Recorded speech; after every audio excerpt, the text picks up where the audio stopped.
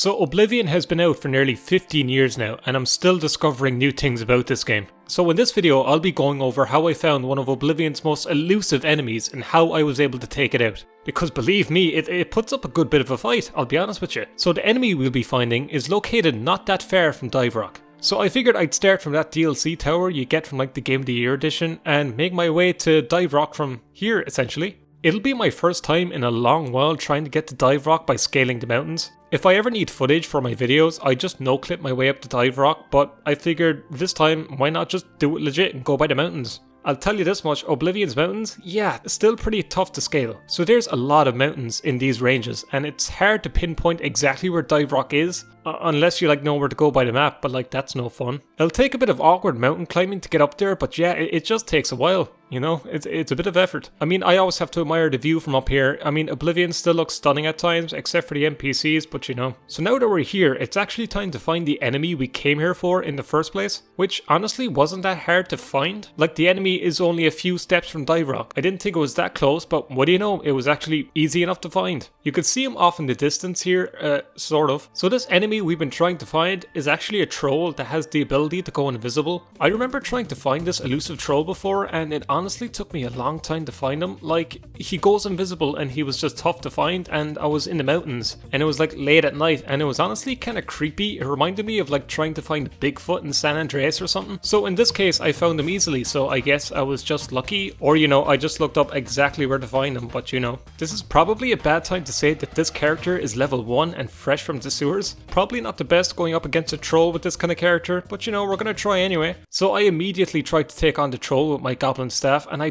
barely do any damage. So the thing about trolls in Oblivion is that they restore their health like almost immediately. I tried to get a better vantage point to pelt the troll with arrows, but again I was barely making a dent. The troll was just immediately healing any damage I was doing to him. So it was at this point that I started to admit defeat and reassess my strategies. I was going to take down this troll no matter what, even if I had to use some not so legit strats.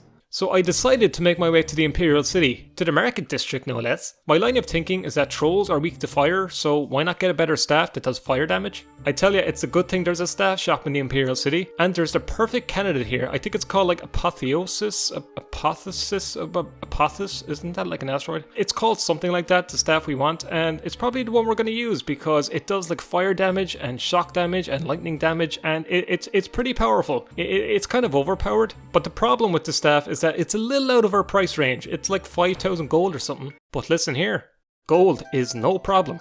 I mean, what is Oblivion really known for? Yeah, exploits. Nothing that a little scroll duplication can't solve. So I duplicated a whole bunch of scrolls and sold the excess for vast amounts of gold. So I had plenty of septims now, I'll tell you that much. Also, for good measure, I bought some extra soul gems and duplicated those in case I needed the extra charge, just to be safe. So then I bought the staff and made my way back to the mountain. And guess what? The staff was almost too effective. It made short work of the troll in like only a couple of hits. I didn't even need to charge the staff. I took him down in like 3 charges.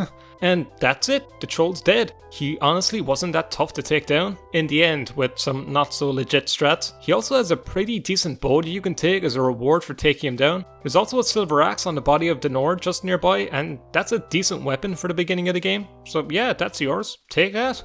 It's fair game. Look, I know I had to resort to cheating in the end, but honestly, I don't care.